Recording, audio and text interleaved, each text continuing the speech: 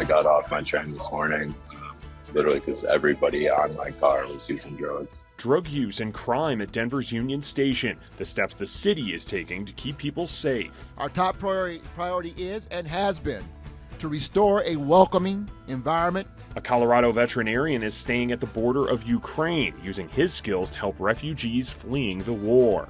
They really are worried about their pets because for some of them, they just would feel lost without them. Plus, the war in Ukraine is affecting how much you pay for food, and the government is telling Americans don't expect prices to come down anytime soon. Union Station has seen a rise in crime, violence, and drug use, and now the city of Denver and RTD are taking steps to make Union Station a safer place. Thanks so much for joining us for Denver 7 News at 11. I'm Jason Grenauer. Mayor Michael Hancock, RTD, and Denver Police just wrapped up a news conference talking about the safety challenges in that area and ways the city is going to improve public safety. The challenges we are seeing here at RTD Terminal are impacting the quality of life of everyone. The sale and use of deadly illegal drugs and the violence and criminal behavior this activity invites will not be tolerated or normalized in our city. Not here, not anywhere in Denver, Colorado. Now, RTD is already taking steps to reduce crime. Just last week, the agency announced new turnstile gates at the bus terminal entrance starting next year. Only people with tickets would be allowed into the concourse area. TV monitors showing security camera feeds will be installed by the end of this year, and in addition to better lighting around the terminal. Now, the mayor says the city and DPD are offering outreach to people who need help. DPD is also stepping up patrols. In the first 2.5 months of the year, the mayor says police have made 700 arrests. And that's, of course, why these steps are being taken. Violent crime, it's up near Union Station, and the stats back it up. The Denver Police Department's online crime map shows 44 violent crime incidents between January 1st and this past Monday. 44 in less than 3 months. That includes assaults, robberies, and murders. There were 31 last year during that same time period and 37 in 2020. Over the weekend, a Denver couple says they were mugged not far from Union Station.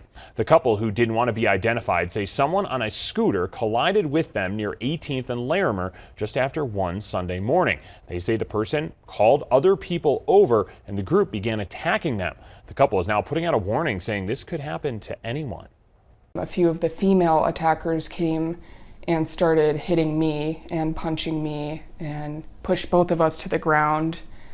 He got a bloody nose, I got a black eye. Just goes to show like it can happen to anybody's son or daughter. We reached out to Denver police. They could only say that they and Aurora police are investigating. Aurora police are looking for the person who shot and killed a woman overnight. That shooting happened near Monaco and Dayton. Officers say the woman was found dead in a parking lot. They have not said what led to that shooting. Today marks 3 months since the Marshall Fire burned through Boulder County. Debris removal will finally be able to start in 2 to 4 weeks now that a judge dismissed the lawsuit that was standing in the way.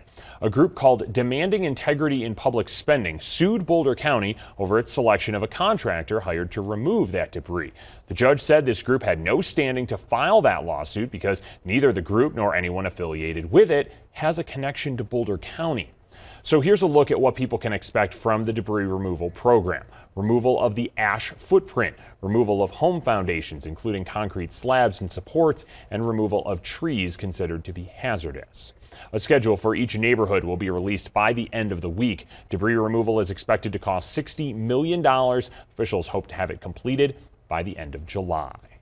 Tomorrow is the last day to sign up for Marshall Fire financial assistance. People can apply for assistance for things including loss or damage to a home or business, if they had to evacuate, or if they couldn't work. Funds will be distributed by Boulder County through April 22nd.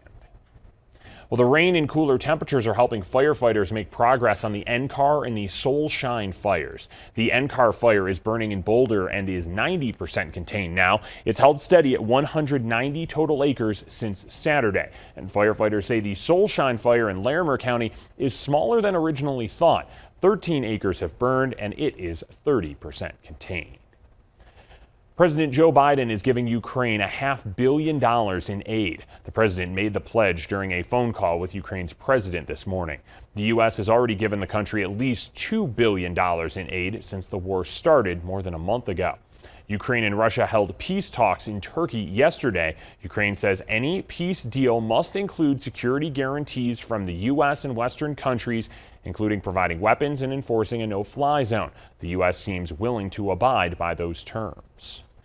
If there is some kind of outcome, and if our support for Ukraine can be part of that outcome, including our support in the future for its defense and security, of course, that's something we'll want to pursue. We're also seeing new video and images of the Russian onslaught in Ukrainian cities, despite Russia saying it's going to drastically reduce its combat operations in Kyiv to foster peace. The Pentagon confirms it's seeing Russian troops moving away, but doubts that they are withdrawing. Instead, the Pentagon believes Russia will redeploy them. Well, a Colorado veterinarian wanted to do his part for the people in Ukraine. He went to the border to offer free services to families fleeing with their pets. Denver 7's Christian Lopez spoke to him about his decision to help.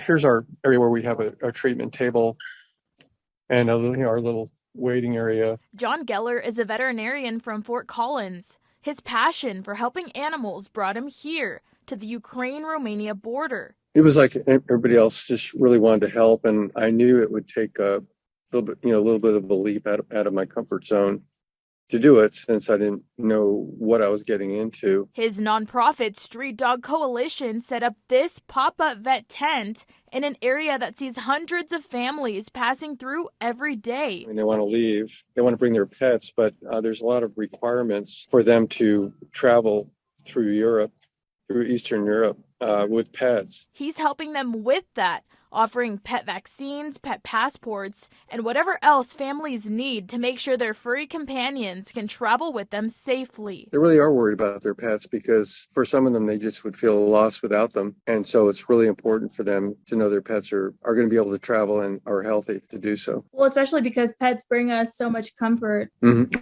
Exactly. Well, we definitely saw some families today with young kids, and the whole family is so bonded their pets. He showed us around the Asacha border crossing station where he's set up. You can see their pots. What's for dinner tonight?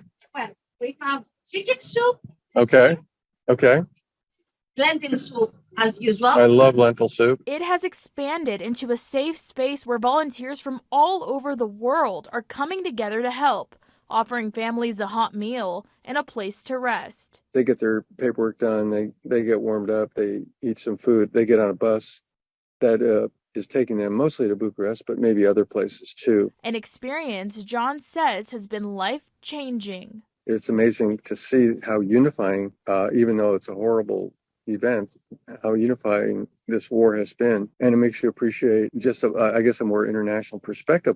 And it was such a pleasure to talk to John, and incredible to see everything they had set up for those families, but his generosity doesn't stop there. Back here at home, his nonprofit Street Dog Coalition also provides free services and medical care to pets of people who are experiencing homelessness. Reporting in the studio, I'm Christian Lopez, Denver 7.